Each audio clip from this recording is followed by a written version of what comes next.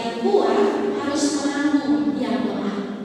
Yang kuat harus menanggung yang lemah. Tapi ada masalah yang seringkali kita jumpai dalam hal ini.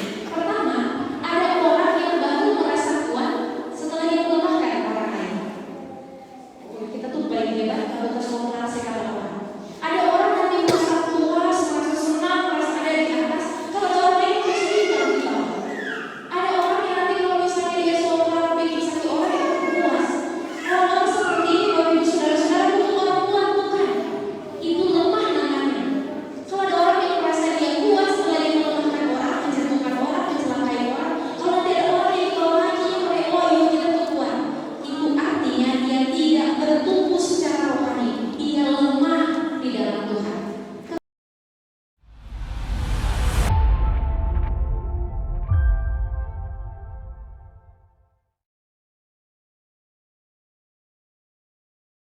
Roma pasal 15 ayatnya yang ke-7. Begini bunyi firman Tuhan. Sebab itu terimalah satu peran yang lain, sama seperti Kristus juga telah menerima kita untuk kemuliaan Allah. Demikian bacaan firman Tuhan. Yang disebut berbahagia ialah setiap kita yang mau merenungkan firman Tuhan dan memeliharanya dalam hidup setiap hari. Shalom. Amin. 94 tahun pengamanan Injil dan pendidikan Kristen. Walaupun di perayaannya 12 bulan yang lalu, tapi kita bersuka cita sebab hari ini kita bisa merayakan bersama. Jemaat Tuhan, di satu desa ada seorang dokter yang bertugas di sana. Satu waktu malam hari hujan keras, angin kencang, dan dokter ini tiba-tiba menerima telepon. Waktu dia angkat telepon, suara dari seberang bilang begini, dokter, istri saya sakit. Kita sudah dihormati, tapi kadang-kadang tidak menghormati orang. Kita sudah didahulukan, tapi banyak kali tidak mau mendahulukan orang lain. Kita mau didengar, tapi banyak kali tidak mendengar.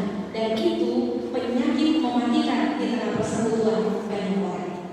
Jemaat yang dikasihi dan diberkati Tuhan, setiap orang itu pasti bertumbuh. Jadi kalau dia lahir, dia pasti akan menjadi anak-anak, remaja, pemuda, sampai tua. Dia tiba-tiba semua orang akan menjadi tua. Tapi manusia yang sudah pasti menjadi tua belum tentu menjadi dewasa. Belum tentu. Orang ada yang secara begitu banyak bertahan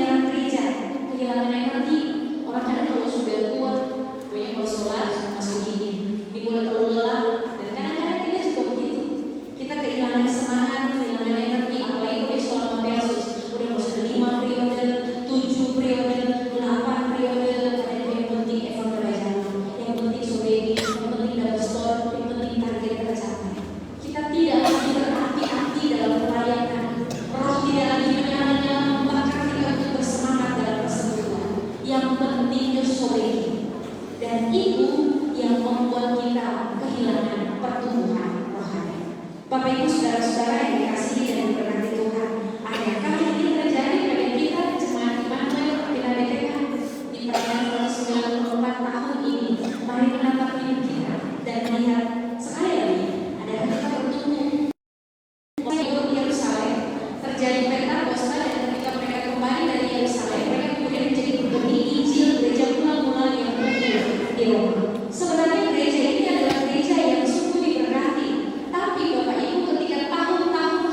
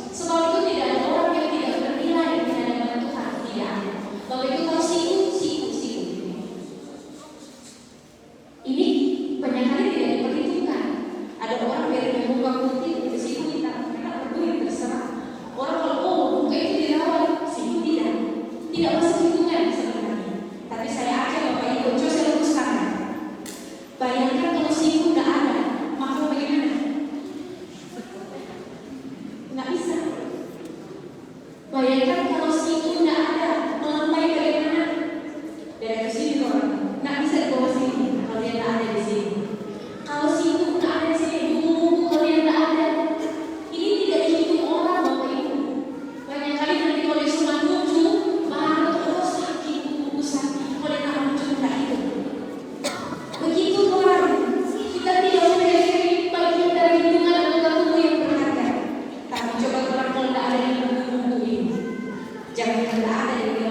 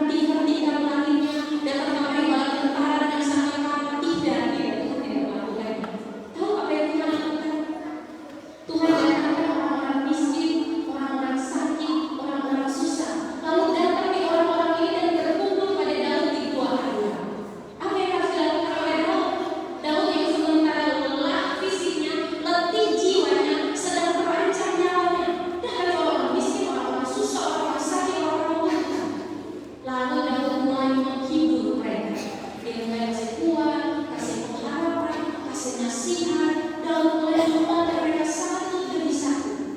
Dan apa yang terjadi jemaat Tuhan? Tuhan menguatkan Daud untuk menguatkan orang lain.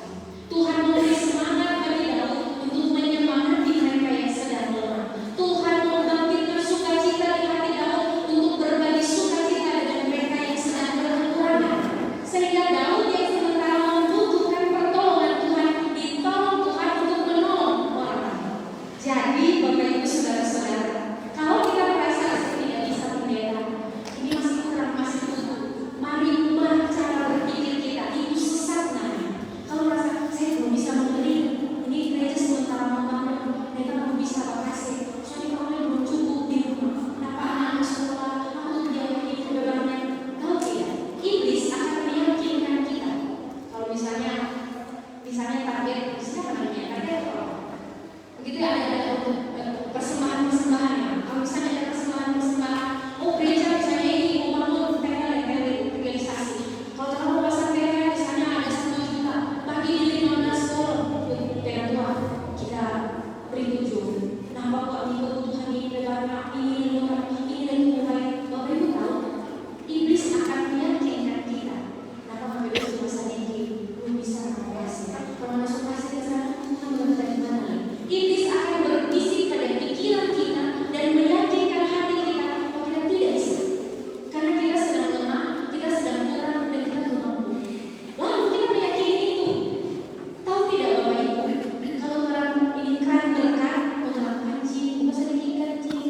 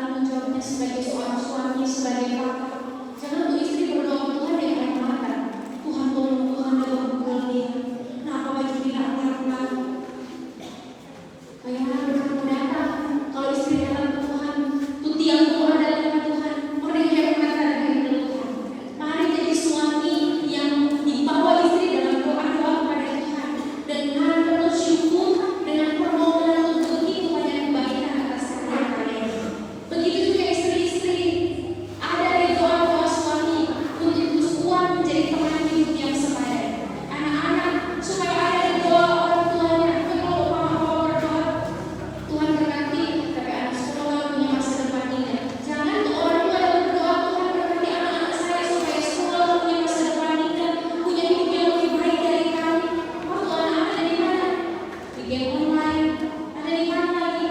Ada di pergaulan-pergaulan yang sesat, yang salah, yang jauh dari Tuhan. Tahu tidak kalau itu yang sedang kita lakukan? Kita justru hanya akan menyia-nyiakan perjuangan hidup orang tua.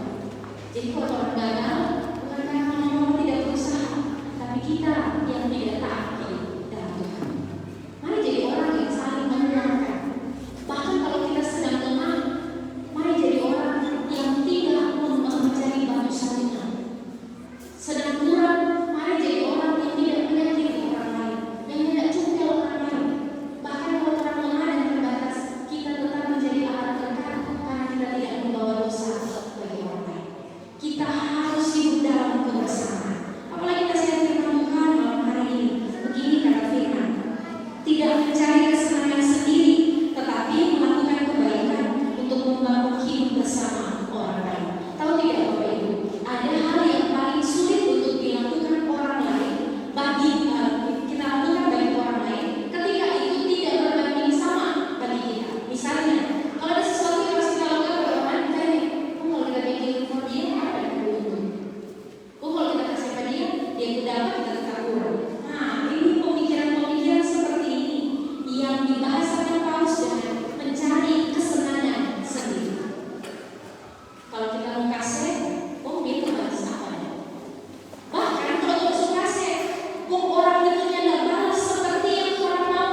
Jangan harap orang membalas, jangan, sebab berharap pada manusia hanya akan mengecewakan.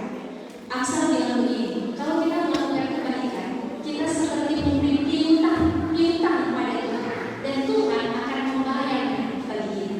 Tuhan itu tidak pernah lalai membayar kita. Tidak selalu dengan uang, dengan sehat, masa depan indah bagi anak-anak, gobong panen, apalagi kekuatan, hikmat Tuhan. Saya ajak kita untuk melihat 2 Timotius pasal 3 ayat 16. 2 Timotius pasal 3 ayat 16 bilang begini, ada 4 hal yang menjadi manfaat dari firman Tuhan. Ada 4. Pertama, mengajar. Kedua, menyatakan kesalahan. Ketiga, memperbaiki kelakuan. Dan keempat, mendidik dalam kebenaran. Bapak Ibu tahu, kata mengajar ini pertama. Kata mengajar di teks 2 Timotius pasal 3 ini diambil dari kata Yunani didaskalia. Kata didaskalia itu bukan mengajar BA, BA, JU, JU, BAJU, bukan. Didaskalia itu artinya menanamkan prinsip, memberi instruksi. Jadi kalau firman Tuhan diberitakan, diajar kepada kita, maka sedang ditanamkan prinsip, sedang diberi instruksi. Jadi kalau Bapak Ibu datang di gereja, datang di Eva, datang di ibadah, bahkan beribadah secara online, dimana begitu. Saat firman Tuhan diberitakan, berarti sedang ada pekerjaan Roh untuk menanamkan prinsip hidup dan memberi instruksi pada kita. Sebab itu kalau firman Tuhan bilang, jangan mencuri, itu instruksinya, itu prinsip hidupnya. Nah, boleh tahu Tuhan kita boleh untuk ini, boleh tak ambil sedikit dari dia rumah yang kita pegang, yang udah ada itu. Kebetulan kita dapat menyembeli mengangkat semua Tuhan tahu dahulu. Nah, itu bisikan iblis, celaka kita yang terburuk. Jadi kalau Tuhan bilang jangan membunuh, itu prinsipnya, itu instruksinya, tidak boleh ditawar. Kalau Tuhan bilang jangan ada padamu Allah lain, itu instruksinya, itu prinsipnya. Ini kok leluhur, ini kok kebiasaan, ini kok cuma pegangan mereka, ini kok pegangan putih-putih, tidak ada itu Bapak Ibu. Prinsipnya, instruksinya, jangan ada padamu Allah lain. Apapun itu bentuknya, apakah itu dari zaman lama peninggalan leluhur, ataupun di masa kini uang, materi, jabatan, itu berhala. Segala sesuatu yang kita tempatkan sama dengan Tuhan, yang kita cintai seolah-olah itu Tuhan, itu berhala. Nah, kasih hati, apa? Posisi, popularitas, jabatan, roh orang tua, itu berhala namanya, yang kita anggap berkuasa sama dengan Tuhan. Instruksinya seperti itu Bapak Ibu. Jadi kalau kita menerima firman, mendengar firman, kita sedang dengan prinsip, kita sedang dengan instruksi hidup. Jadi kalau kita mengajarkan pada anak-anak kita, ya anak-anak muda, kalau orang tua ajar di rumah, ini kata firman, itu bukan cuma mama dan papa mau, bukan. Itu prinsip hidup, itu instruksi untuk diikuti. Sebab begitu manfaat firman. Kedua Bapak Ibu, manfaat firman adalah untuk menyatakan kesalahan. Dari kata Yunani eros itu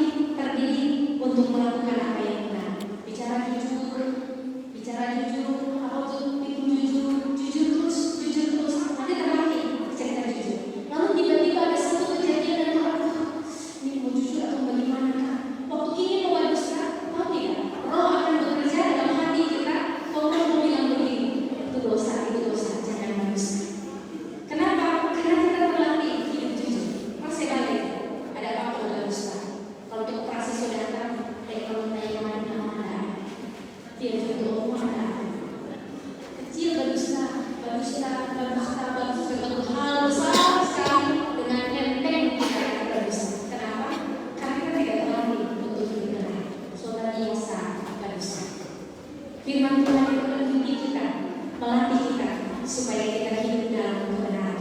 Karena itu malam hari ini Tuhan firman Tuhan berpesan bagi kita, berpegang teguh pada firman. Pegang kuat-kuat, jangan goyah. Maaf kalau orang begini firman namanya pergumulan dalam iya betul. Sebab melakukan firman tidak membebaskan kita dari pandemi. Justru di tengah gumul itulah Tuhan mau kita mempraktekkan firman Tuhan. Supaya apa? Supaya kita melihat Allah yang berkuasa itu melalui hidup kita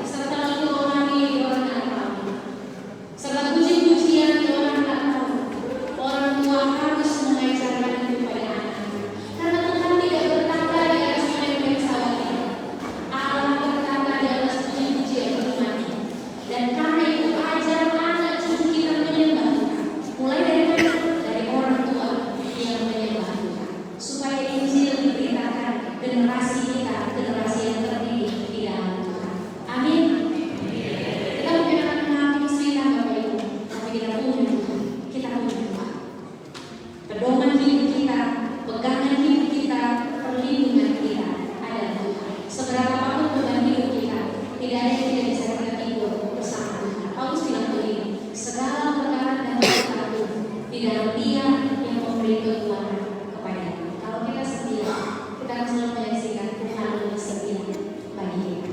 Jemaat, mari kita mengambil waktu untuk teduh bersama. Dalam singkat doa, mari kita berucap, apapun juga menimpa.